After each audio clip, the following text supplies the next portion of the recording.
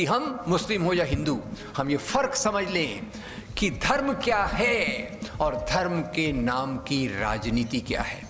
और धर्म के नाम का जो प्रोपेगेंडा है वो लोगों के मन को छू जाता है, उससे भावनाएं भड़कती हैं और उसी प्रकार के मुद्दों को वो लेकर आगे चलना चाहते हैं। इस बात पर मैं आऊँगा, पर उसके पहले थोड़ा सा मैं आपके साथ ये समझना चाहता हूँ कि आखिर में ख़ास तौर से भारत में ऐसी कौन सी चीज़ें हैं जिसका ज़्यादा इस्तेमाल करके मुसलमानों को, इस्लाम को, क्रिश्चियंस को ज़्यादा बदनाम किया गया है। मेरा विश्वास है कि दंगे होते नहीं हैं, दंगे करवाए जाते हैं, नंबर एक। दूसरा मेरा विश्वास है दंगे तब तक नहीं करवाए जा सकते जब तक समाज में नफरत फैलाई न जाए। समाज में नफरत फैलाई जाती है, उसी के कारण दंगे करवाए जा सकते हैं। और ये दंगे इसके पीछे लोग अलग अलग कारण ढूंढ लेते हैं। नफरत कैसे फैलाना, तो नफरत फैलाने के लिए अब आज के तो मामले हैं, जैसे कई मीटिंग्स में मैं जाता हूँ तो लोग बड़े तकलीफ से कहते हैं, भाई देखो भाई हम तो बेचारे हिंदू, एक ही बीवी, 2 ही बच्चे, मुसलमानों का देखो क्या मजा ही मजा है, 4 बीवियां। मैं तो हाथ जोड़ लेता हूँ, कहता हूँ 4 बीवियां होना मजा है कि सजा मुझे नहीं पता। अब ये तो आज की बात हो गई। फिर इतिहास को ढूंढ के लाते हैं, वो बाबर की औलाद। फिर ये एक्चुअली मेरे दोस्त ने आज मुझे IIT दिनों की याद दिला दी। और IIT के दिनों में बाबरी मस्जिद का टूटना मेरी ज़िंदगी में एक बहुत बड़ा वाक़या था। मैंने इस मुद्दे के बारे में तभी सोचना चालू किया, IIT कैंपस में थे, ठीक ठाक ज़िंदगी है। दूसरे दिन से फैकल्टी स्टूडेंट्स बोलने लग गए, बाबर की औलाद, इधर जाओ या उधर जाओ। मैं हैरान हो गया, ये अचानक बाबर कहाँ से आ गया? कल तक तो बाबर दिख नहीं रहा था, ये बाबर को कौन लेके आया कब्र में से उठा के? किसको ज़रूरत पड़ गई बाबर की? तो पता चला कि वो जो मस्जिद थी वो बाबर के नाम पे थी। थोड़ा इन्वेस्टिगेट किया बाबर। अब देशी विदेशी लोग कहते हैं कौन देशी है कौन विदेशी है, इसके ऊपर भी मेरा बड़ा विवाद है कि अब कल हमारे मुखर्जी साहब ने बड़ा लंबा स्पीच दिया, उसमें उन्होंने मुसलमानों को आक्रामक बोल दिया। इस पर भी मैं रिसर्च करने वाला हूँ। क्या पहले देश की बाउंड्रीज थी? हेलो, क्या पहले देश की बाउंड्रीज थी? यूनाइटेड नेशंस था, अकबर, बाबर, समुद्रगुप्त, अशोक, उनका क्या रिटन कॉन्स्टिट्यूशन था कि भैया ये गांव तक मेरा है, आगे वाला तुम ले लो? अरे पहले दोस्तों देश की बाउंड्रीज नहीं होती थी। देश की कंसेप्ट, देश की भावना ये आधुनिक भावना है। जब से औद्योगिकीकरण, शैक्षिकीकरण, आधुनिक प्रशासन आया, तब से नेशन स्टेट बनना चालू हुआ। पर हम तो इतिहास में जाते हैं, बाबर विदेश से आया था। पहले देश क्या था विदेश क्या था मुझे नहीं पता, मैं उसके बारे में भी आपके साथ समझना चाहूँगा। पर मुझे पता चला बाबर को भारत आने का निमंत्रण, बाबर को भारत आने का निमंत्रण जिसने दिया था उसका नाम था राणा सांगा। भाई राणा सांगा को क्या तकलीफ हो गई? राणा सांगा की लड़ाई इब्राहिम लोदी से है।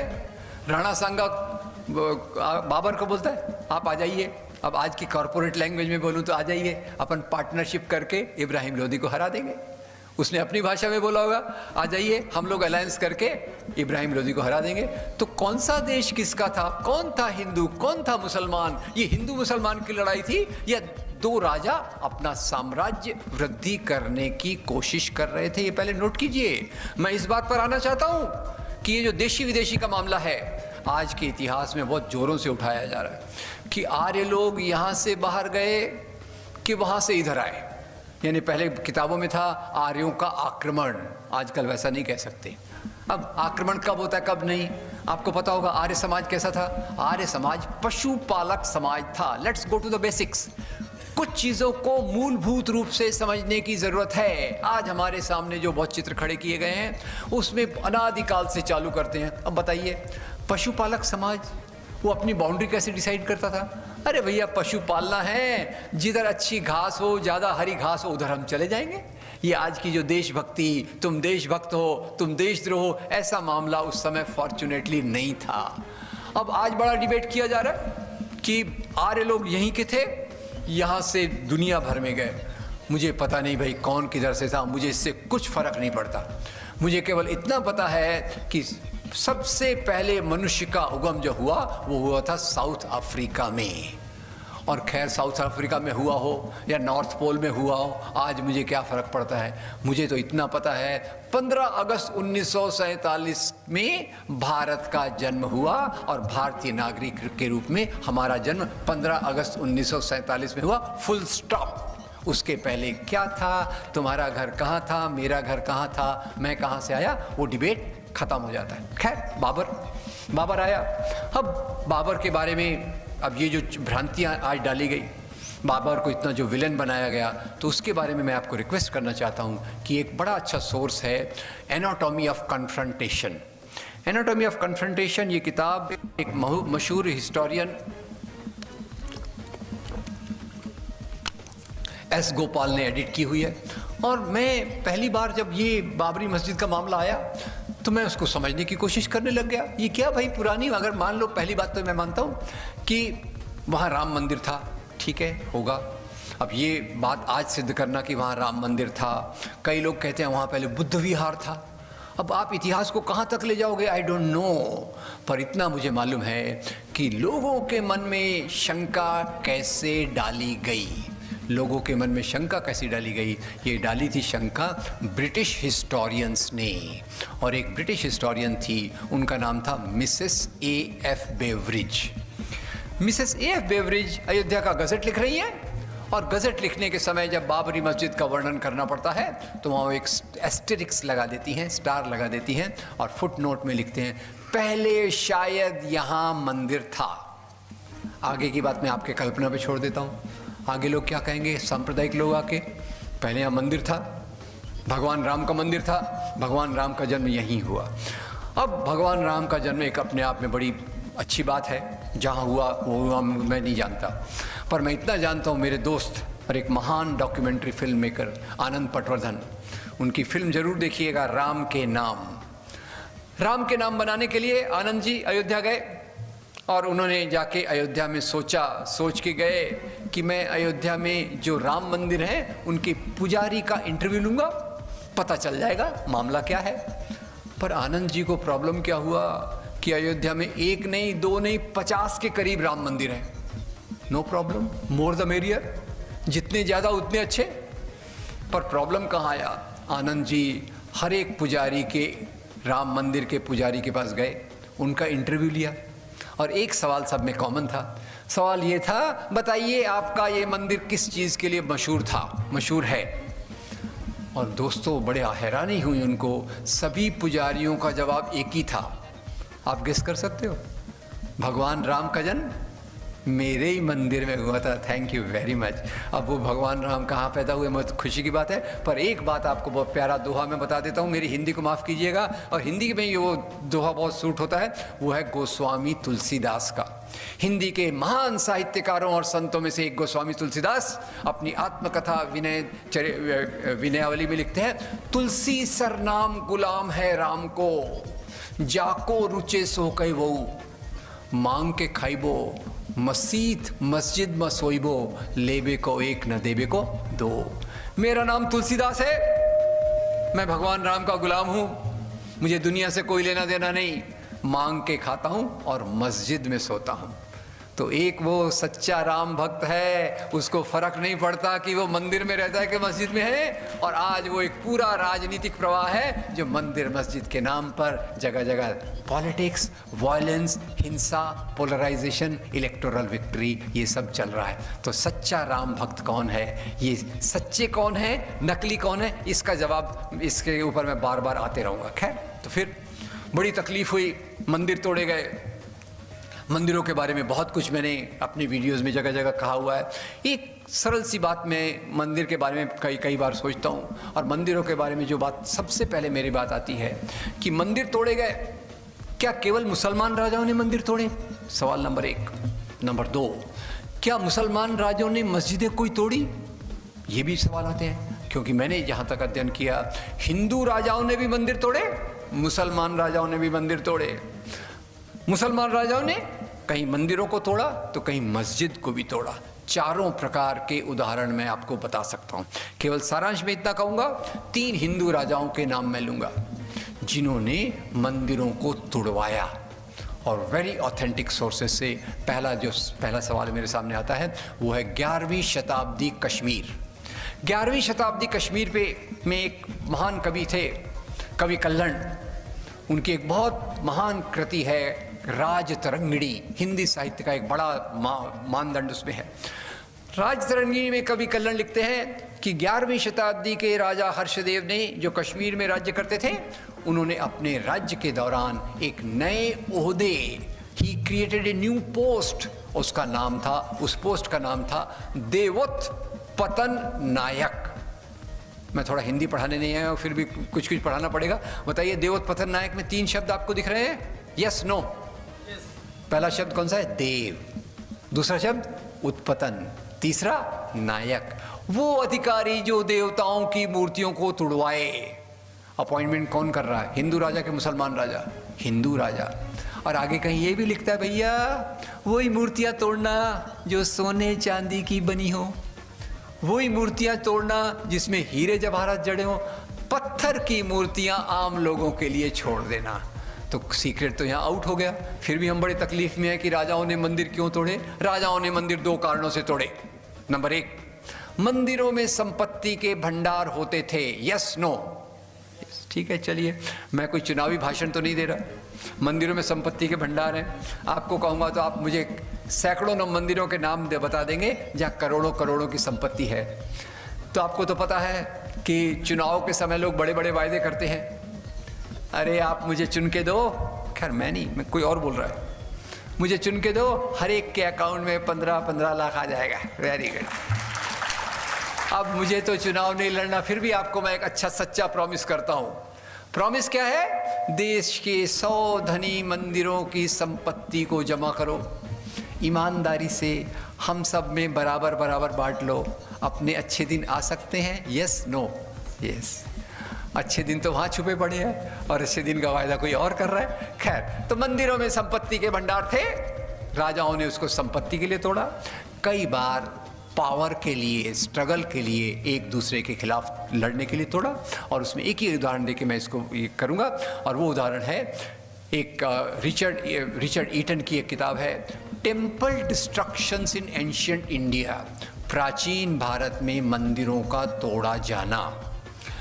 अब रिचर्ड ईटन बताते हैं, अब प्राचीन भारत में, अभी तो हमारे दोस्त इस्लाम की 2 बता दिए, एक तो इस्लाम सदाकाल से है, पर मैं वो ले रहा हूँ दूसरा मतलब, जो मोहम्मद साहब के आने के बाद से इस्लाम आया, मैं उसकी बात कर रहा हूँ। खैर, प्राचीन काल में मुसलमान राजा यहाँ नहीं थे, प्राचीन काल में मुसलमान नहीं थे, तो मंदिर किसने तोड़े? हेलो, प्राचीन काल में मंदिर किसने तोड़े? मुसलमान तो थे नहीं। तो रिचर्ड ईटन बताते हैं, जब 2 हिंदू राजा आपस में लड़ते थे, स्टॉप, हिंदू राजा आपस में लड़ते थे? Yes, no? मुसलमान राजा आपस में लड़ते थे? यस। अब मैं कई बार एक उदाहरण देता हूँ उस पॉइंट को डीप करने के लिए, क्योंकि आज को पूरे इतिहास को हिंदू वर्सेस मुसलमान के रूप में देखा जा रहा है, इसलिए मैं इसको थोड़ा गहरा करना चाहता हूँ। कल्पना कीजिए, 1000 साल के पहले के समाज में मैं एक हिंदू राजा हूँ। 1000 साल के पहले के समाज में छोटा हिंदू राजा हूँ। मेरे पड़ोस में एक बड़ा हिंदू राजा है, वो मेरे पे आक्रमण करने आ रहा है। जब वो मेरे पे आक्रमण करने आ रहा है तो मैं उसको मैसेज भेजता हूँ, हेलो यार, तू भी हिंदू, मैं भी हिंदू, भाई भाई, नो लड़ाई। मेरी बात सुनेगा वो? सत्ता के सामने भाई भाई धर्म वगैरह नहीं चलता। और राजा लोग राज्य क्यों करते थे, ये बात मैं लगातार आपसे पूछता रहता हूँ। बताइए, राजा लोग राज्य क्यों करते थे? अब यहाँ मैं थोड़ा सा अमिताभ बच्चन के KBC को ले आता हूँ, छोटे मॉडिफाइड फॉर्म में, भले ही मेरी जेब खाली है फिर भी मैं ट्राई करता हूँ। बताइए, राजा लोग राज्य क्यों करते थे? ऑप्शन ए, धर्म के नैतिक मूल्यों के लिए। ऑप्शन बी, सत्ता और संपत्ति के लिए। ए या बी? बी। आपका दुर्भाग्य है कि अमिताभ बच्चन यहाँ नहीं है, नहीं तो आपको करोड़ों का प्राइज मिल जाता। Very good. चलिए, अब मामला तो ये है कि मामला तो सत्ता का है, मामला और संपत्ति का है। हम उसको एक धर्म के नज़रिए से देखते रहते हैं। और ये चीज़ें हर समय आती हैं कि जैसे अभी मैं फिल्म पद्मावत पे आ जाता हूँ और पद्मावत से इसको जोड़ूंगा। पद्मावत फिल्म आई, देश में हाहाकार, फिल्म आने वाली है पद्मावती, देश में हाहाकार मच गया। बोले उसमें शायद वो पद्मिनी और अलाउद्दीन खिलजी का लव सीन होगा, इमेजिनरी लव जिहाद वाला मामला होगा। फिल्म को रिलीज नहीं होने दिया, और मैं मजबूरी से मेरे को यही काम करना पड़ा। चलो पढ़ो भैया ये क्या मामला है। तो मैंने पता किया कि पद्मावती की जो कहानी है, पद्मिनी की जो कहानी है, इसमें ऐसा बताने की कोशिश की गई कि हिंदू औरतें, मुसलमान मर्द, मुसलमान पुरुष, वेरी कॉम्प्लिकेटेड मैटर, और इसमें हिंदू औरतें देखिए कितनी बहादुरी से जौहर करती हैं। मैं इतिहास की किताबों में गया, पहली बात मुझे पता चली कि इतिहास में पद्मावती नाम की कोई राजकुमारी थी ही नहीं। क्या करेंगे आप? उसके नाम पे इतना बवाल मच गया, राजस्थान गवर्नमेंट ने सरेंडर कर दिया। आगे पता चला, अब इसका क्या पूरा सबूत है? इसका सबूत ये है कि अलाउद्दीन खिलजी ने चित्तौड़ पे आक्रमण किया 1301 या 1303 में। 1540 तक जो भी किताबें आई अमीर खुसरो और बाकी लोगों को मिला के, किसी में भी पद्मावती का उल्लेख नहीं है। अब हुआ क्या, 1540 में एक महान सूफी संत, इसकी गहराई देखिएगा, एक महान सूफी संत मलिक मोहम्मद जायसी ने एक प्यारा सा उपन्यास लिखा। उस उपन्यास का टाइटल था पद्मावत। और पद्मावत उपन्यास में जायसी साहब एक बहुत प्यारा संदेश दे रहे हैं कि जीवन के चीज़ों के पीछे ज़्यादा भागने का, मोह माया करने से कुछ नहीं मिलता। आप अपनी निर्वाण प्राप्त करने की, अपनी शुद्धता प्राप्त करने की कोशिश कीजिए। ये कहानी का सार है। उस कहानी को उन्होंने अलाउद्दीन, और उसमें एक उन्होंने कल्पना से खड़ा कर दिया पद्मावती। और उसके बाद 1540 में एक उपन्यास आया, और उसके बाद लोक कवि जो गीत गाते हैं गांव-गांव जाकर, उन्होंने इस कहानी को पकड़ लिया। अलाउद्दीन था, पद्मावती थी, ये हुआ वो हुआ। और 1801 में जेम्स टॉड नाम के एक ब्रिटिश ऑफिसर, उन्होंने इसको अपनी इतिहास की किताब में डाल दिया। आशा आप मेरी बात समझ रहे हैं? एक कल्पना की चीज़ लोकप्रिय हुई, अंग्रेज़ इतिहास को चांस मिल गया, उन्होंने इसको इतिहास बना दिया, और तब से अलाउद्दीन खिलजी आक्रमण करने आया, ये बात इतिहास का भाग बन गई। और सबसे बड़ी बात यह है कि फिल्म पद्मावत में मुझे कोई ऑब्जेक्शन नहीं रहा। अच्छी अच्छी गोल्ड ज्वेलरी देखने को मिली, नो प्रॉब्लम। प्रॉब्लम कहाँ था? प्रॉब्लम था अलाउद्दीन खिलजी को प्रेजेंट करने में। अब ये भी मैंने अध्ययन किया, कैसा बताया गया। अलाउद्दीन खिलजी जंगली, वहशी जानवर, औरतों के पीछे भागता है, बलात्कारी है, खाना ऐसे खा रहा है, ये उसमें बताने की कोशिश की गई। तो जब मैंने पढ़ा राणा साफवी और इतिहासकार दत्ता की किताबों को पढ़ा, तो पता चला अलाउद्दीन खिलजी बहुत एक सुसभ्य राजा था, जो अपने कोर्ट में ईरान के कल्चर को लेकर, जिसको अदब कहते हैं, उस अदब के साथ रहता था। और इसी अदब के साथ चलते हुए आपको इतना भी बताना चाहूँगा, उसने कई हिंदू राजाओं से दोस्ती की, कई हिंदू राजाओं से उनके शादी के संबंध भी थे। और जो बात आपको भूलेगी नहीं, वो बताना चाहता हूँ, वो ये है कि इसी अलाउद्दीन खिलजी ने दो चीज़ें प्रशासनिक लेवल पर की। प्रशासनिक लेवल पर क्या किया उसने? एक, जो व्यापारी लोगों का उस समय सिस्टम नहीं था, व्यापार को उन्होंने रेगुलर कर दिया कि व्यापार में इतना टैक्स लगेगा, यहाँ ये होगा, यहाँ से सामान आएगा। नंबर एक, development of trade was a great contribution by Alauddin Khilji. और नंबर दो, जो आज तक मौजूद है, वो है हौज खास। पता नहीं आप में से कितने लोग दिल्ली को जानते हैं हौज खास? जरा गूगल सर्च कर लीजिए, प्रोफेसर गूगल से पूछिएगा, हौज खास आपको पता चलेगा। उस ज़माने में बनाया गया एक बहुत बड़ा स्ट्रक्चर आज भी सैकड़ों साल बाद मौजूद है। तो अलाउद्दीन खिलजी को सच्चाई क्या है? और अब तीसरा सवाल आता है, अलाउद्दीन खिलजी को ऐसे वहशी के रूप में, जंगली के रूप में क्यों प्रस्तुत किया गया? अब सब मामला उलट गया कि समाज में आज जो मुसलमानों के खिलाफ प्रोपेगेंडा, प्रचार किया है, उसको उन्होंने इतिहास में डाल दिया। पहले इतिहास से पकड़ा, उसको भ्रम किया, उसको सच्चा आज के समाज की लेकर उसको इतिहास में डाल दिया गया। और इसीलिए मैं आपको रिक्वेस्ट करूंगा, पद्मावती का मैं ज़्यादातर उल्लेख इसलिए कर रहा हूँ कि समाज में सोचने का पैटर्न कैसे बदलता रहता है, ये देखिएगा। और इसी पे एक बहुत, ये तो नहीं, बहुत एक्यूरेट तो नहीं, एक बहुत अच्छा है, वो है भारत एक खोज। ये श्याम बेनेगल का सीरियल है, I wish all of you must see. उसमें अलाउद्दीन खिलजी पे भी एक एपिसोड है, पद्मावती की कहानी है, पर इतने खतरनाक रूप से उसमें प्रस्तुत नहीं की। खैर, तो इतिहास की बातों को पकड़ा गया, मंदिर तोड़ने की बातों को पकड़ा गया, और दूसरा जो पकड़ा गया खास तौर से वो धर्मांतरण का मामला, कि भाई पता नहीं आपने सुना होगा कि नहीं, जगह जगह सुनने को मिलता है, और ये बात अंग्रेज़ों ने भारत में भी प्रोपोगेट कराई, यूरोप में भी प्रोपोगेट कराई, कि मुसलमान राजा घोड़ों पर बैठ कर आए, उनके एक हाथ में तलवार और एक हाथ में कुरान थी। अभी मेरे पहले के वक्ताओं ने इतने प्यार से मुझे बताया, कुरान में जो आयत है, आपके लिए आपका मज़हब, मेरे लिए मेरा धर्म, मेरे लिए मेरा धर्म, आपके लिए आपका धर्म, और उसको अंग्रेज़ों ने प्रस्तुत किया कि मुसलमान राजा घोड़े पर बैठ कर आए, उनके एक हाथ में तलवार, एक हाथ में कुरान। आपने तो सुन लिया, कई बार मैं मुसीबत में पड़ जाता हूँ जब बोलता हूँ कि मुसलमान राजा घोड़े पर बैठ कर आए, एक हाथ में तलवार थी, एक हाथ में कुरान थी, तो कुछ शरारती लोग खड़े हो जाते, बोलते पॉसिबल कैसे है ये? अगर राजा के एक हाथ में तलवार है, एक हाथ में कुरान है, तो घोड़े की लगाम कौन संभालेगा? I really don't know. Anyway, और यही मेरा तीसरा सवाल आता है, भारत में कौन से राज्य में सबसे पहली मस्जिद बनवाई गई? भारत की पहली मस्जिद कौन से राज्य में बनवाई गई? तो उसका जवाब है, ना उसका जवाब दिल्ली है जहाँ मुसलमान राजाओं का हेड ऑफिस था, ना उसका जवाब बंगाल है जहाँ मुसलमानों की संख्या बहुत ज़्यादा है, ना उसका जवाब आसाम है, ना उसका जवाब मेरा महाराष्ट्र है, उसका जवाब है केरल।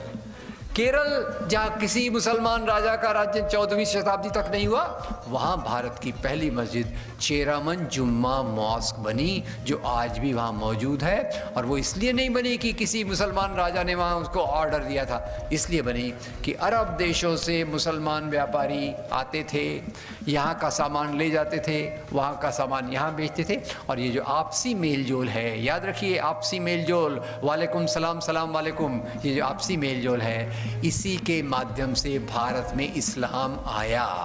और भारत में इस्लाम जो चला वो मुसलमान राजाओं के कारण नहीं चला, भारत में जो इस्लाम चला वो चला यहाँ की सूफी संत परंपरा के कारण।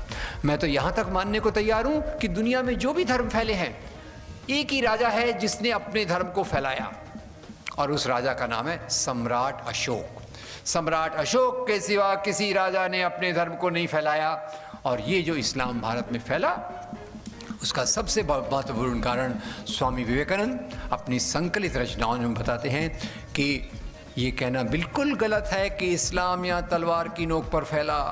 यहाँ के शूद्रों ने, यहाँ के अछूतों ने, यहाँ के उन लोगों ने जो वर्ण व्यवस्था के अत्याचार से पीड़ित थे, वर्ण व्यवस्था के अत्याचार से मुक्ति पाने की कोशिश में उन्होंने इस्लाम को कबूल किया। तो मुख्य मामला ये है, और आज उसको जो प्रोपोगंडा के रूप में किया जाता है कि अब उसमें 2-4 घटनाएं हो जाएंगी। औरंगज़ेब तो खैर, अब क्या मेरा तीसरा एक सवाल आता है, मैं आज आपसे सवाल पूछने के मूड में हूँ। ये बताइए, क्या सभी मुसलमान राजा एक सरी के होते हैं क्या? अब एक तरफ औरंगज़ेब है, उसका अपना चरित्र है, दूसरी तरफ अकबर भी है। हेलो, अकबर भी है। अकबर बात कर रहा है सुले कुल की, अकबर बात कर रहा है दीन इलाही की। और याद रखिए, औरंगज़ेब और उसके भाई में भी सत्ता का सवाल था। भाई में होता है, केवल औरंगज़ेब ने अपने भाई को मरवाया गलत है, अशोक ने अपने 99 भाइयों को सत्ता पे आने के लिए मारा था। खैर एनीवे, पर औरंगज़ेब का एक भाई था, उसका नाम था दारा शिको। दारा शिको संस्कृत का विद्वान था, वो कोई सर्टिफिकेट नहीं है अपने आप में, पर ओपन माइंडेड, यहाँ की संस्कृति को समझा, यहाँ की बातों को समझा। उपनिषदों का ट्रांसलेशन उसने पर्शियन में करवाया, और ये उसका एक योगदान था। तो खैर, तीसरा सवाल ये इसमें आता है, अकबर एक प्रकार का है, दारा शिको दूसरे प्रकार का है, औरंगज़ेब तीसरे प्रकार का है। कौन अच्छा कौन बुरा, मुझे उससे कोई लेना देना नहीं है। हर एक राजा अपने अपने प्रकार का था। ये बताइए, अगर मान लीजिए किसी मुसलमान राजा ने इतिहास में हिंदुओं पे कोई अत्याचार किया, मेरा सवाल समझिए, मान लीजिए किसी मुसलमान राजाओं ने इतिहास में हिंदुओं पे अत्याचार किया, तो क्या उसके लिए आज के मुसलमान से बदला लेना चाहिए? Yes no? नहीं। सरल बात है, एक सरल कानून मुझे मालूम है, जो अपराध करे उसको सजा दो, राइट, और जो निरपराधी है उसको प्रोटेक्शन दो, राइट। अब औरंगज़ेब ने ये किया, औरंगज़ेब ने ये किया, इसलिए आज का मुसलमान खराब है। ऐसी बातें कई हिंदू राजाओं के बारे में भी आ सकती हैं, उन्होंने कई अत्याचार किए। अगर हम इतिहास का इस प्रकार से भ्रम करने लग गए तो उसका कोई अंत नहीं होगा। खैर, अब ये धर्मांतरण की बात भी आती है, और यहाँ सबसे बड़ी बात जो भुला दी जाती है, जहाँ मैं फिर से वली की उस बात को लेता हूँ, एक्सेप्टेंस, टॉलरेंस, एक्सेप्टेंस, सेलिब्रेशन। 3 शब्द याद रखिएगा, टॉलरेंस, एक्सेप्टेंस, सेलिब्रेशन। यानी एक तो चला लेना काम, दूसरा पहचानना, और तीसरा एक दूसरे के साथ मिलकर जीवन का आनंद लेना। तो ये बात क्या भारत में नहीं थी क्या? भारत को अगर आप देखें तो भारत की सभ्यता, संस्कृति, साहित्य, कला, ये हिंदू मुसलमानों के मेल जोल का परिणाम है। क्रिश्चियंस को मैं यहाँ ज़्यादा क्यों नहीं करा? क्योंकि क्रिश्चियंस का परसेंटेज कम था। सिखों को ज़्यादा क्यों नहीं करा? वो भी एक परसेंटेज कम था। और सिख जब मेरे बात में आई तो पहली बात बताऊं, भारत की मेल जोल की परंपरा का उच्चतम बिंदु आप अगर देखेंगे तो मुझे सिख धर्म में मिलता है। सिख धर्म में क्यों मिलता है? संत गुरु नानक के जीवन को देखिए। संत गुरु नानक इस्लाम को समझने के लिए मक्का तक गए, हिंदू धर्म की गहराई को देखने के लिए काशी तक गए, और उनके इसमें जो सिखों का जो ग्रंथ साहब है वो किसी एक किताब के आधार पे नहीं है। उसमें कुरान से लिया गया है, वेदों से लिया गया है, सूफी संतों की चीज़ों से लिया गया, और सबको जो अच्छा मिलता गया। जैसे हमारे वेदों में एक वाक्य है, आनो भद्रा क्रत्वो यंतु विश्वत, दुनिया के अच्छे से अच्छे विचार मुझ तक आए, मैं उनको स्वीकार करूँगा। वो शांति का सिद्धांत मुझे बुद्ध से मिलता है, एक्सेप्टेड, मोहम्मद साहब से मिलता है, मैं उसको भी स्वीकार करता हूँ। तो सवाल मामला ये है कि भारत में मेल जोल की एक उच्चतम परंपरा रही है, और उस परंपरा को लोग आज नज़रअंदाज कर रहे हैं। और ये इसीलिए इतिहास को समराइज़ करने के लिए मैं आपको बताना चाहूँगा, आज 3 प्रकार का इतिहास यहाँ चल रहा है। एक इतिहास वो है जो गांधी और नेहरू ने सामने लाया, उसको और सामने भी कई लोग ले गए। ये इतिहास कौन सा है? ये आपको आश्चर्य होगा कि गांधी अपनी किताब हिंद स्वराज में एक जगह लिखते हैं कि ये कहना कि हिंदू और मुसलमान एक दूसरे के विरोधी थे, बिल्कुल गलत है। हिंदू और मुसलमान मिलजुल कर राज करते थे, मिलजुल जुल कर जीते। ये गांधी के हिंद स्वराज में आप देख लीजिएगा। और इसी बात को आगे ले जाने के लिए पंडित जवाहरलाल नेहरू यहाँ की गंगा जमनी तहजीब का बार बार हवाला देते हैं। पंडित नेहरू बताते हैं कि यहाँ जो हिंदू, यहाँ का जो संगीत है, साहित्य है, कला है, ये सब तो मेल जोल से ही बना है, कोई एक अकेला उस प्रकार से नहीं बना। और उसमें खैर ये जनरेशन के लिए मैं एक ये उदाहरण देना चाहूँगा। वो उदाहरण शायद आप में से कई लोगों ने वो फिल्म लगान देखी होगी, उसमें वो गाना आपको याद है, ओ पालनहारे निर्गुण और न्यारे। सोचिएगा, इस गाने को जो भगवान कृष्ण की स्तुति में लिखा गया है, इसके लिखने वाले का नाम है जावेद अख्तर, और लिखने वाले का नाम जावेद अख्तर, और इसको गाने जिसने संगीत दिया है उनका नाम है अल्लाह रखा रहमान। ये बात हमारे संगीत में लागू होती है, और ये बात उस महान शहनाई वादक पे भी लागू होती है जो हिंदुओं की पवित्र नदी गंगा के किनारे हिंदू मंदिरों की सीढ़ियों पर बैठकर अपने शहनाई बजाने की कला को विकसित करते थे, उस्ताद बिस्मिल्लाह खान। उस्ताद बिस्मिल्लाह खान। और ये सब जो मेल जोल हमारे बीच में चलता रहा, ये मेल जोल आज़ादी के आंदोलन से और मजबूत हुआ। तो इसके पहले ये समझ लें कि ये जो इस प्रकार की बात को हटकर लोगों ने इसको हिंदू मुसलमान के नज़रिए से देखना चालू कैसे किया। और ये बात तो आपको पता ही होगा, एक मैं मजाकिया तौर पे कई बार बताता हूँ कि जैसे अकबर को मुसलमान माना जाता है, अकबर के राज को उसको अंग्रेज़ों ने मुग़ल पीरियड कहा, मुग़ल पीरियड या मुस्लिम पीरियड कहा। अब मुझे बड़ी हैरानी होती है। पहली बात तो मुझे ये लगता है कि ये जो पीरियडाइजेशन ऑफ हिस्ट्री भारत में हुआ है वो किया था अंग्रेज़ एक इतिहासकार जेम्स मिल। जेम्स मिल ने यहाँ के इतिहास को प्राचीन हिंदू काल, मध्ययुगीन मुस्लिम काल और आधुनिक ब्रिटिश काल के रूप में रखा। अब उसमें खैर ये समझने में थोड़ा कठिन लग रहा होगा, पर मैं ये पूछना चाहता हूँ, क्या मुसलमान राजा केवल मुग़ल राजा थे? मुग़लों उसमें मुसलमानों में और भी थे, उसमें जो गुलाम थे, गजनवीद थे, अलग अलग प्रकार के सब लोग थे। और क्या ये लोग केवल धर्म के आधार पर चलते थे? तो उसमें याद रखिएगा अकबर के दरबार के नवरत्न तो सबसे ज़्यादा पॉपुलर है। मैं औरंगज़ेब पर भी आऊँगा। अकबर के दरबार के नवरत्नों में आपको पता होगा एक दो हिंदू नवरत्न थे। याद कीजिए कौन है दो हिंदू नवरत्न? बीरबल और दूसरा टोडरमल। टोडरमल आप बोल रहे हैं तो याद रखिएगा टोडरमल अकबर के दरबार में क्या करते थे? टोडरमल अकबर के दरबार में वही काम करते थे जो आज नरेंद्र मोदी सरकार में अरुण जेटली करते हैं। अब इससे ज़्यादा इम्पोर्टेंट क्या हो सकता है मुझे पता नहीं है। हमारे महाराष्ट्र में तो शिवाजी महाराज हैं। शिवाजी महाराज और औरंगज़ेब की लड़ाई को हिंदू मुसलमान की लड़ाई के रूप में प्रस्तुत करते हैं। मज़े की बात यह है कि औरंगज़ेब जो शिवाजी से मिलने आते थे उनका जो मुख्य अधिकारी शिवाजी से मिलता था, बातचीत करने आता था, उस अधिकारी का नाम था राजा जय सिंह। अब इसी बात पे याद आ गया, अभी यूपी में एक संत महात्मा मुख्यमंत्री बन गए। अच्छा ज़माना है, डबल प्लेजर, इस दुनिया का भी मज़ा अगली दुनिया का भी पुण्य मिल गया एक साथ उनको। तो खैर आते से ही उन्होंने टूरिज़्म का ब्रोशर बनाया और ब्रोशर में भारत का सबसे जो बड़ा टूरिस्ट अट्रैक्शन है उसका नाम गायब कर दिया। क्या नाम उस जगह का? ताजमहल। अब किसी ने कहा ये ताजमहल तो पहले यहाँ शिव मंदिर था, किसी ने कहा ताजमहल तो हमारी गुलामी का निशानी है, वगैरह वगैरह। उनको ताजमहल में याद आ गई। कई बोलते हैं देखो ये आर्किटेक्चर है जो मिला जुला है।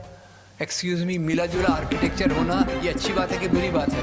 यानी जो मुसलमान राजा यहाँ राज्य करते थे वो स्थानीय चीज़ों को भी महत्व देते थे, बाहर की चीज़ों को भी महत्व देकर जो सबसे अच्छा बना वो उन्होंने किया। अब उसमें टैवर्नियर नाम के फ्रेंच जौहरी हैं, उनका फ्रेंच जौहरी ने बताया कि उनके मेमोइर्स में उन्होंने कहा, फ्रेंच जौहरी उस समय आए हुए थे, दूसरे ट्रैवलर आए हुए थे, उन्होंने अपने इसमें लिखा कि हमने सुना है शाहजहाँ बहुत दुखी है, उसकी प्रिय बेगम मुमताज़ महल की मृत्यु हो गई है और उसकी याद में वो एक बड़ा मकबरा बना रहा है। ये उनके मेमोइर्स में, अभी सब इनको बदला जा रहा है। सबसे बड़ा प्रूफ क्या है कि ये एक शाहजहाँ का बनाया हुआ स्ट्रक्चर है? सबसे बड़ा प्रूफ ये है कि शाहजहाँ के कोर्ट के जो डॉक्यूमेंट्स हैं, हिसाब किताब के, अकाउंट बुक है, अकाउंट बुक में आप जाकर देखेंगे तो आपको पता चलेगा अकाउंट बुक में दिया है, कहीं दिया है आज इतना पैसा दिया गया, मकराना से मार्बल लाया गया, इतना पैसा मजदूरी के रूप में दिया गया, पर फिर भी खैर लोगों ने खींच पीट कर उसको शिव महल बनाने की कोशिश की है, शिव महल बताने की कोशिश की है। मुख्य रूप से जो बात हुई वो ये कि इस मकबरे की जगह शाहजहाँ ने राजा जय सिंह से पैसे देकर खरीदी थी। वो एक ही चीज़ है, ज़मीन किसकी थी? जय सिंह की। शाहजहाँ ने उसको खरीदा पैसे के एवज में। और ये मंदिर शिव महल होना तो पॉसिबल ही नहीं है। ये शिव महल क्यों नहीं हो सकता? क्योंकि आपको पता होगा हिंदू में दो बड़ी परंपराएं, एक शैव, दूसरी वैष्णव। और ये जो राजपूत हैं राजा जय सिंह, ये इनका परिवार वैष्णव परिवार से जुड़ा हुआ था। खैर, तो ये अलग अलग चीज़ों को बनाकर किस प्रकार से ये किया जा रहा है वो आज के समाज का एक बहुत ख़राब चीज़ है। खैर, तो अब ये थोड़े से में हम समझ लें कि भारत में ये इतिहास कैसे आया। भारत में वास्तव में तो पहले तो राजाओं के दरबार में चारण होते थे, भाट होते थे, शायर होते थे जो इतिहास लिखते थे। और ज़्यादातर वो इतिहास अपने राजा को अच्छा बताने के लिए लिखते थे। याद रखिए, राजा के एम्प्लॉयमेंट में कोई है व्यक्ति तो राजा के अत्याचार को लिखेगा क्या? राजा के अत्याचार को नहीं लिखेगा। वो अपने राजा को अच्छे से अच्छा, धार्मिक से धार्मिक, पवित्र से पवित्र बताने की कोशिश करता था। इसी अकाउंट को British historians Elliot and Dawson ने ले लिया और उन्होंने किताब बनाई, history of India as told by her historians, और उसके आधार पे इस इतिहास को लेकर आगे चला गया। और उसमें उन्होंने किस बात को जोर दिया कि जहाँ मुसलमान राजाओं ने हिंदुओं के खिलाफ बात की, जहाँ कोई मंदिर तोड़ा गया उसको उन्होंने हाईलाइट कर दिया, और एक ऐसा इतिहास बन गया जिसमें लगा कि ब्रिटिश लोग भारत में क्यों आए? ब्रिटिश लोग भारत में आए यहाँ के हिंदुओं को मुसलमान राजाओं के अत्याचार से मुक्ति दिलाने के लिए आए। ये ब्रिटिश का अंडरलाइन टोन था, और वो इसके लिए था कि खुद के लिए वो ज़्यादा लेजिटिमेसी चाहते थे। एनीवे, अब ये जो इतिहास इतिहास बना उसका एक सबसे बड़ा आपको उदाहरण दे दूँ। आपको याद होगा 1857 की क्रांति लड़ाई, उस पर आपने फिल्में भी देखी होंगी, मंगल पांडे और दूसरी। तो जरा सोचिए 1857 की क्रांति की शुरुआत किसने की थी, चिंगारी किसने लगाई थी, उसका नाम था मंगल पांडे। इस पूरे विद्रोह का नेतृत्व किसने किया था, बहादुर शाह जफर। और बहादुर शाह जफर के साथी कौन थे, तात्या साहब टोपे, नाना साहब पेशवा, झांसी की रानी। हिंदू मुसलमान मिलके अंग्रेजों के खिलाफ लड़े, अंग्रेजों की सत्ता डगमगा गई। वहीं से उन्होंने फैसला किया अगर हमको यहाँ राज्य करना है तो हमें वही नीति लगाना पड़ेगा जो राज करने वाले करते हैं, वो है फूट डालो और राज करो। और उसके लिए उन्होंने हिंदू एक तरफ मुसलमान एक तरफ करके पूरे इतिहास को धर्म का एक चश्मा पहना दिया जो लोग आज लेकर चलते हैं। खैर, अब यहाँ जो राष्ट्रवाद आज बड़ी डिबेट होती है, सब लोग कहते हैं कि भाई ये आरएसएस बड़ा राष्ट्रवादी है, आरएसएस पे मिलने की कोशिश करेंगे, आरएसएस की बात करेंगे। अब राष्ट्रवाद क्या होता है, प्रणब मुखर्जी की बाकी बातें छोड़ दो, एक बात उन्होंने ठीक कही कि जो अपने संविधान में मानना, this is constitutional patriotism which is very true. और जो बाकी चीज़ें हैं उनके हिसाब से मानना नहीं मानना वो एक अलग चीज़ है। पर ये संगठन आए कैसे, तो मैं इतना बताना चाहता हूँ, ये इस बात को अगर हम समझ गए तो समझ जाएंगे इस्लाम पे होने वाली राजनीति, हिंदू धर्म के नाम पे होने वाली राजनीति, बुद्ध धर्म के नाम पे होने वाली राजनीति, ये सब के पीछे है एक कोशिश जो जमींदारी के समय के मूल्यों को आज के समय में लाना। मुख्य रूप से झगड़ा जो मेरे हिसाब से है, एक तरफ डेमोक्रेटिक वैल्यूज और एक तरफ पुराने सामंती जमींदारी फ्यूडल वैल्यूज आधुनिक रूप में, ये मुख्य झगड़ा है। तो आज़ादी के आंदोलन के साथ जैसे यहाँ रेलवेज आई, ट्रांसपोर्ट आया, कम्युनिकेशन आया, तो 3 प्रकार के नए वर्ग अस्तित्व में आए। नए वर्ग, new social classes came into being, और पुराने सोशल वर्ग जो थे राजा, नवाब, जमींदार, जागीरदार, ये भी खत्म नहीं हुए। तो छोटे में जो वर्ग ऊपर आए उसके 3 प्रकार के संगठन बने। और याद रखिए, ब्रिटिश ने भारत को लूटा, खसोटा, भारत की संपत्ति को खाली कर दिया। उसी के साथ उन्होंने यहाँ नया प्रशासन भी लाया, न्यू वे ऑफ एडमिनिस्ट्रेशन। और उसी के साथ जो 3 नए प्रकार के संगठन आए, उन संगठनों के केवल नाम को याद रखिए, मैं एजेंडा थोड़े से में बताने की कोशिश करता हूँ। ये 3 संगठन कौन से थे, एक जैसे भगत सिंह का नौजवान भारत सभा, अंबेडकर का रिपब्लिकन पार्टी ऑफ इंडिया, और तीसरे संगठन में मैं एक के बदले 4 नाम ले रहा हूँ। और वो नाम अभी लिया गया मेरे पहले, कहा गया कि मैं जिन्ना के साथ नहीं, मैं मौलाना अबुल कलाम आज़ाद के साथ हूँ। तो मौलाना अबुल कलाम आज़ाद की पार्टी को याद कीजिए। चार नाम कौन से ले रहा हूँ, मौलाना अबुल कलाम आज़ाद, एनी बेसेंट, सरदार बलदेव सिंह और मोहनदास करमचंद गांधी। ये इधर जो भारतीय राष्ट्रीय कांग्रेस और उसके अलग अलग रूप बने, तो ये इधर के संगठन बने जिन्होंने नए बनते हुए भारत का सपना देखा। उन्होंने कहा, सुरेंद्रनाथ बनर्जी जैसे अपनी किताब में लिखते हैं, India is a nation in the making, यानी भारत एक राष्ट्र बन रहा है। तो अभी तक क्या था भाई, अभी तक राजाशाही थी, अभी तक बाकी प्रकार के थे। तो खैर ये यहीं से बात चालू हुई, India is a nation in the making, Bharat एक बनता हुआ राष्ट्र। और उसके जवाब में जो पुराने राजा, नवाब, जमींदार, जागीरदार थे, खास तौर से 2 नाम आपके ले लूँ, एक राजा शिव प्रसाद थे काशी के, और एक ढाका के नवाब साहब थे। ये सब साथ में आए और उन्होंने अंग्रेजों के प्रति अपनी वफादारी व्यक्त की। प्लीज नोट, ये जो संगठन बने, their loyalty was primarily to the British authorities. उसमें हिंदू राजा भी थे, मुसलमान नवाब भी थे, और यही इनके संगठन को ब्रिटिश ने अपनी फूट डालो और राज करो की नीति से तोड़ा, और उसमें से 2 संगठन बन गए। और वो 2 संगठन आपको याद होगा, एक संगठन तो शुरू में इसमें राजा, नवाब, जमींदार, जागीरदार, बाद में कुछ शिक्षित लोग भी उनके साथ, एजुकेटेड लोग उनके साथ बन गए। और वो संगठन जो बने उनको मैं इस दिशा में इंडिकेट करता हूँ। वो एक पहले का नाम है मोहम्मद अली जिन्ना, पार्टी का नाम मुस्लिम लीग, और दूसरे व्यक्ति का नाम है जो हमारे महाराष्ट्र के हैं, विनायक दामोदर सावरकर। अंग्रेजों की जेल में थे, अंडमान में थे, माफ़ी मांगे बार बार कि आपके खिलाफ अब से कुछ नहीं करूँगा, आपकी मदद करूँगा, छूट कर आए विनायक दामोदर सावरकर। और उन्होंने एक पार्टी ज्वाइन की, उसका नाम था हिंदू महासभा। Very good. तो ख्याल कीजिए, जिन्ना की पार्टी का नाम क्या है, मुस्लिम लीग। और सावरकर हिंदू महासभा। अब इसी हिंदू महासभा ने हिंदू राष्ट्र की बात की, हिंदुत्व की बात की। याद रखिएगा, यहाँ मैं छोटे से बताना चाहूँगा, हिंदुत्व ये धर्म नहीं है, हिंदुत्व ये एक राजनीति है।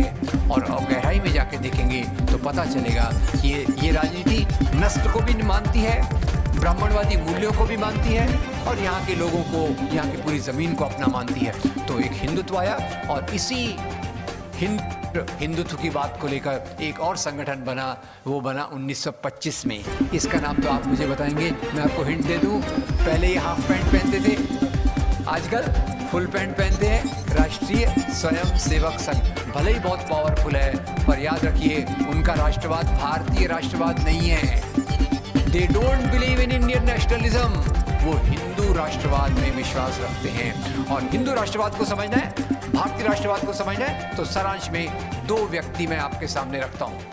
एक व्यक्ति इधर से हैं, उनका नाम है भीमराव बाबा साहब अम्बेडकर, और एक व्यक्ति इधर से हैं, उनका नाम है के सुदर्शन।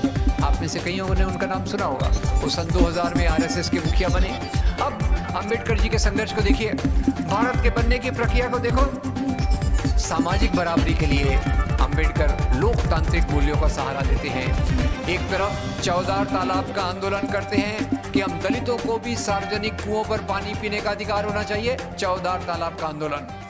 दूसरी तरफ कालाराम मंदिर का आंदोलन करते हैं कि आप हम दलितों को हिंदू मानते हो तो मंदिरों में आने दो। और इसी के साथ उनका जो अनुभव आता है, इसी के साथ वो एक किताब को जलाने की बात करते हैं। किताब का नाम अगर आपको याद होगा तो किताब का नाम है मनुस्मृति। मनुस्मृति को जलाते समय अम्बेडकर ने कहा होगा, मनुस्मृति में शूद्र और स्त्रियों की गुलामी के कानून दिए हैं, ये कानून मुझे मंजूर नहीं है, इसलिए मैं इस किताब को जला रहा हूँ। वही भीमराव बाबा साहब अम्बेडकर बाद में जाकर भारतीय संविधान की ड्राफ्टिंग कमेटी के अध्यक्ष बने। Can you see the paradox? आप इसका एक उल्टा दिख रहे हैं। एक तरफ वो कौन सी किताब जला रहे हैं? मनुस्मृति। और कौन सी किताब बना रहे? भारतीय संविधान। और इधर मैं अब आपको बता देता हूँ आरएसएस की आइडियोलॉजी। ऊपर से तो कहते हैं हम सब मानते हैं, पर उनका इतना बड़ा प्रोग्राम हो गया, प्रणब मुखर्जी जी को पता ही नहीं चला कि वहाँ तिरंगा झंडा नहीं था, उनको पता ही नहीं चला कि वहाँ जनगण मन नहीं गाया गया।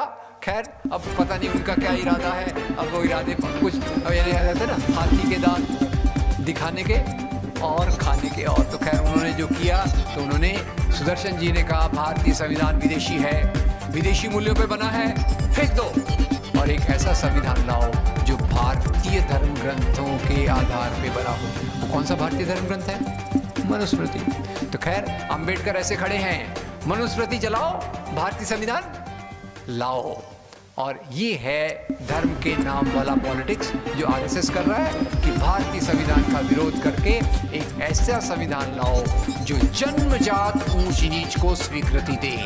अब खैर ये बात मैं मानता हूँ कि आरएसएस ने शुरू से अपना टारगेट मुसलमानों को रखा, बाद में उसने क्रिश्चियंस को भी जोड़ लिया, पर उनका डीपर एजेंडा, ये एजेंडा उनका ऊपरी दिखने वाला एजेंडा है, मुसलमानों को टारगेट करना, क्रिश्चियंस को टारगेट करना। और उसके नीचे का जो एजेंडा है वो है यहाँ मनुस्मृति के मूल्यों को आधुनिक रूप में लाने की कोशिश करना। That is there real politics, ये जहाँ तक मेरी समझ है। खैर, तो आज आपने देखा होगा ये आरएसएस केवल भाजपा के रूप में काम नहीं करता, आरएसएस केवल भाजपा के रूप में नहीं काम करता, बहुत सारे संगठन हैं, इनके स्वयं सेवक जैसे 3 साल का ग्रेजुएशन जगह जगह के जाके काम करते हैं, बहुत सारे ब्यूरोक्रेसी में, पुलिस में, मिलिट्री में, वीएचपी में, बजरंग दल में, जगह जगह इनके लोग हैं।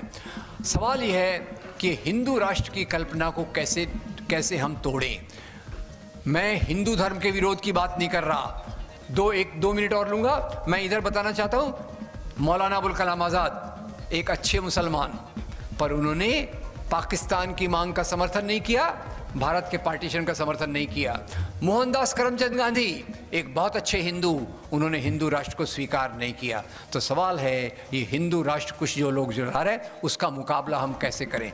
तो एक सिंपल पिरामिड मेरा देख लीजिए, this is my last point. सबसे नीचे लोगों के बारे में गलत फहमियाँ फैलाई गई, मुसलमान ऐसे होते हैं, क्रिश्चियन ऐसे होते हैं, उसके आधार पर नफरत, नफरत के कारण दंगे करवाए जा सकते हैं, दंगों के कारण ध्रुवीकरण, पोलराइजेशन, और पोलराइजेशन से उनको राजनीतिक लाभ होता है। तो हमने क्या करना चाहिए?